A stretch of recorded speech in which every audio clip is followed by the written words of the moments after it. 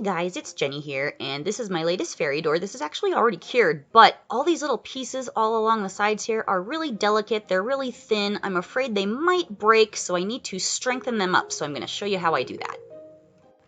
So what I've got here is a normal paintbrush and some liquid translucent polymer clay, and this stuff is going to strengthen our whole project.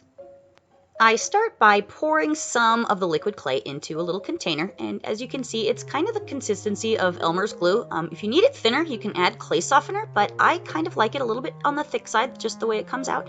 And like I said, this is going to strengthen up all those delicate little pieces.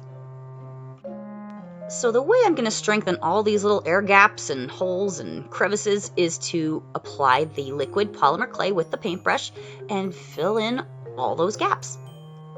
This door has actually already been completely cured, so it's already hard. It would be a little hard to do this technique with raw clay. Things might get a little bit slippery, so I like to cure my projects and then go back and strengthen everything up. So as you can see, I'm just going around the entire door, filling all of those gaps with the liquid polymer clay.